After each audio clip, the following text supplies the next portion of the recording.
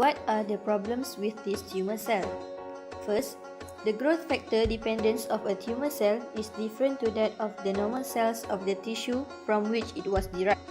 Second, attempts to remove stroma may actually deprive the tumor cells of a matrix, nutrient, or signals necessary for survival. Third, differential nutritional requirement of equivalent normal cell. Fourth, only a few cells analogous to a stem cell population in normal tissue have the potential in normal tissue for continuous survival. Now, let's continue with sampling. Tumor cell cultures require separation of normal equivalent tissue cell. It is usually heterogeneous with composed of considerable phenotype. Data processed in viewing problems facing tumor cell is a result from: first, autonomy of tumor populations; second, increased size of proliferative pools in tumors; third, malignantly transformed cell is prone to produce; and lastly, immortalized cell lines frequently than normal cells. How to disaggregate tumor cells? First, tumor cells are readily disaggregated by purely mechanical means by pipetting and sieving. Second, if carcinomas, do the spillage technique by scraping the cut surface of tumors to release tumor cells from fibrous stroma. Third, enzymatic digestion is the most preferable in most cases. As example, using trypsin because of its effectiveness, but it can reduce the seeding efficiency of tumor cell. Now, let's continue to primary culture in order to get closer with tumor cells. Primary culture is a first culture to separate other cells from tumor cells. As a fact, cancer cells contain many stromal cells because stromal cells play roles in cancer cell development. Meanwhile, in primary culture, the separation of fibroblasts from tumor cell can use magnetic assorting cell technology, which is known as MAX. Some method can be revealed here. As a beginning, the cells is pre-incubated with antibody. In this MAX method, we use magnetic field to retain cell which is bound to the microbeads. Now, let's look at the diagram. Before start the experiment, cells is pre-incubated with antibody. The particular cell which is bound to microbeads will retain in magnetic field. Therefore, the unlabeled cell goes straight through the magnetic field. After that, retained cell will pushing down by piston.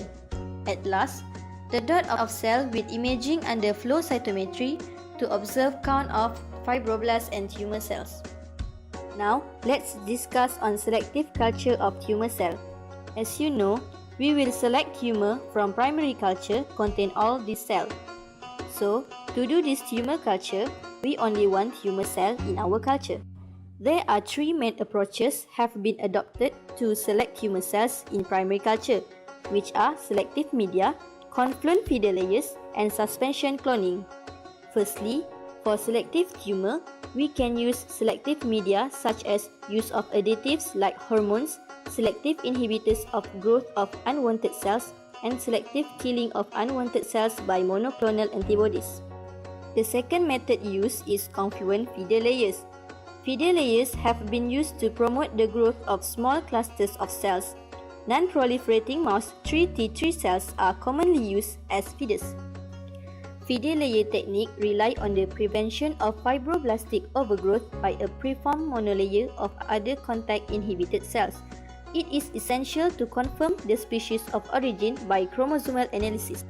Third is suspension cloning. As we all know, tumor cell usually is in the form of suspension cells. Cell may clone in suspension directly from this aggregated tumor, but cloning forming efficiency in tumor cell is low, which is often less than 0.1%. Development of cell lines can be divided into two, which are subculture of primary tumor cultures and continuous cell lines. Firstly, subculture of primary tumor cultures consists of characteristics, advantage, and disadvantage. Subculture of primary tumor cultures have not been overgrown, may even have a faster growth rate than contaminating normal cells and may be available for cloning or other selective culture methods. The major advantage of subculture is amplification.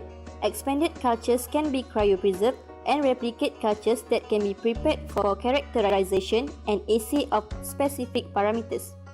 The disadvantage of subculture include evolution away from the phenotype of the tumor due to the inherent genetic instability of the cell and selective adaptation of the cell line to the culture environment.